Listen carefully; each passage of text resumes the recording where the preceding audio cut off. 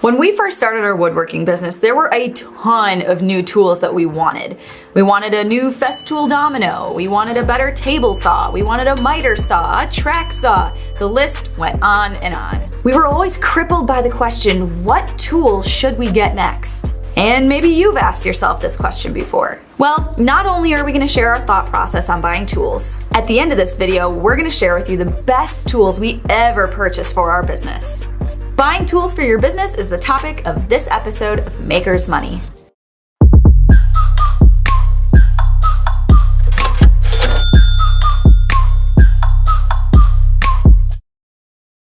When I first got to college, I wanted a mountain bike so badly. Jenny and I went to school in the desert in Arizona, and there were some amazing biking and hiking trails right across the street from the school. So my first week when I was unpacking my dorm room, my mission was to find a good mountain bike that I could go on all these trails with across the street. I mean, take a look at the picture of what was right across the street from the school. I was so excited about the thought of biking for hours in this beautiful landscape.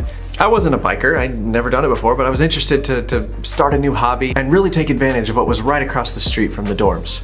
I blew all my money on this mountain bike. Every last dollar that I had saved up from lifeguarding the summer before, I totally blew on the nicest mountain bike I could find. So I got the bike, I got all the gear, I got patch kits and tire tubes and everything else that I thought I might need, and I chained my bike up to the bike rack, and there it sat for 6 months. I just got so overwhelmed with homework and all these other groups and signing up for everything under the sun that I just had absolutely no time left to take the bike out on the weekends.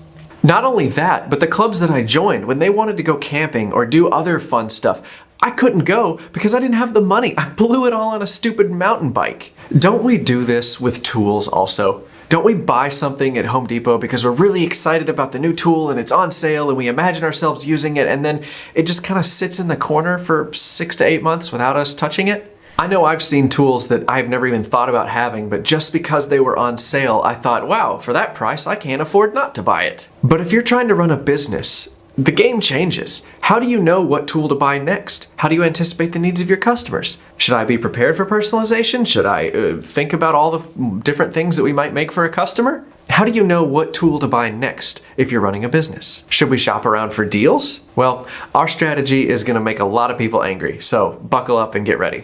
So the first time we started our woodworking business, because we've done it twice now, we bought tools at random, just like we've been talking about. We had quite a few impulse buys. We'd try to catch things on sale. We would buy things off the discount rack. It was just really inconsistent. And when we did want to buy a new big tool, we would do hours of research to try to figure out what the best one was. And that was bad because we would spend thousands of dollars on tools that we thought we needed, but really didn't end up using hardly at all. Maybe you've done the same thing. Where's your unused pile of tools? Let us know what it is down in the comments. And if you don't think you have a pile, ask your wife. I'm sure she knows where it is. Boom, roasted.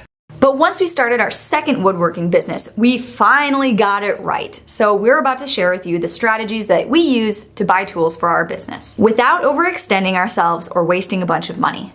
Step 1 is to identify a need. What do your customers need out of your work? The important thing to remember here is not to imagine a need. You need to have a need that actually exists, not something that could exist in the future. Do they need personalization? If you're selling closing gifts to realtors like we were, yeah, that's a pretty big deal because you need to be able to personalize all of their closing gifts. So we talk about this in the stud stack all the time, but within your product development process, you need to be solving a problem for your customers. So if your product requires a certain feature to solve the problem for your customer, but then you need a certain tool to create that feature, that's when it's a need. A need might also be a part of your process that's taking way too long. Maybe you need a new tool to speed it up a little bit. So here are a couple of questions to ask yourself to identify a need versus a want. What part of your production process takes the longest? Are you losing sales because of a missing feature? What do you enjoy doing the hard way, either out of pride or because that's the way your grandfather taught you? If you're genuinely trying to run a business, you may need to update some of your techniques. So now that we've identified a need in our business, whether that's for a feature for a product or to try and speed up the production process, now we want to go find and purchase the tool that's going to save us the most time. And don't waste any time here. We want to buy a great tool that does the job really well. We're not looking for the best tool, okay? We're not spending hours and hours researching the best type of sander, okay? You're gonna waste more money doing research than you are if you just bought the 3 highest rated sanders and returned the 2 that you don't like as much. That's gonna be a much faster method than doing hours and hours of research. We are huge proponents of buy once, cry once. Buy the best version of the tool that you can afford and don't look back. If you need something better in the future, then buy it in the future, but at least it solves your problem right now. So let's pretend you build furniture and you waste a lot of time sanding. That's like the longest part of your entire process. Well, if you're still using that DeWalt sander you bought at the Home Depot, it might be time for an upgrade. If you're making money, you know, the finish is one of the most important parts of the entire piece. So you want to make sure that you're sanding really well and really efficiently. So it might be worth looking into a Festool or a Mirka sander. When you pair a nicer tool with world-class dust collection, with high-quality consumables, you're going to find that you save so much more money in time instead of using the cheaper version of the tool. If you're running a business and you're accountable to the bottom line, you can't wait around for a sale. You're literally losing money every minute you're not using that new tool. Businesses don't fail usually because they spend too much money on tools. Most maker businesses fail because the person in charge doesn't spend enough time selling. So whatever tools you buy, try to minimize your shop time as much as possible and maximize the time you spend making sales. So, in summary, you need to find a need and buy the tool that fills that need ASAP. Don't wait around, don't wait for sales, just take care of business.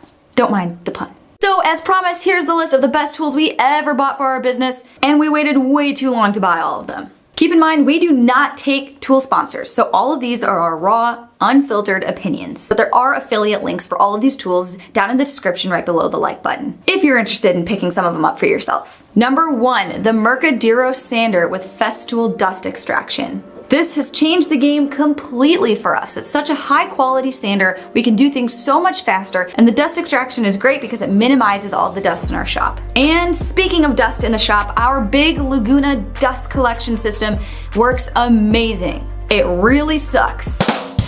Davis suffered with a little Harbor Freight one for so long. The new Laguna one is just so much easier to use, clean, change out bags, maintain, everything. So much easier. And then we have the Glowforge Pro laser engraver, which I know we catch a lot of heat for this, but this has been a really great laser for figuring out if laser engraving is something you need in your business model. You can spend your time selling instead of playing laser repairman. It's very easy to use, especially if you are brand new to laser engravers. We know you can get more laser for the money somewhere else, but you are gonna waste so much more time in the setup process before you even engrave a board that you're making a profit on. For anybody who's trying to figure out whether or not a laser is for you and your business, we highly recommend the Glowforge Pro. And the last one is the track saw.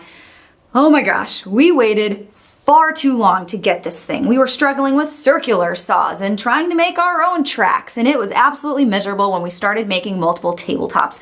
We are so thankful that we finally bought the track saw when we did. It was very, very worth it. I can hear your keyboards clacking away now. Those tools are expensive. How in the world am I gonna buy all those? I'm gonna have to take out a second mortgage to buy all those tools. I'm really confused at how to manage money in a business. Well, that's the topic of the next episode of Maker's Money. Subscribe so you can see when it comes out, and until then, catch you on the next one. This video is part of a series called Maker's Money, a series of videos that we made for people just starting out in their businesses. So if you want to see all the videos in a playlist starting from the very beginning, click here.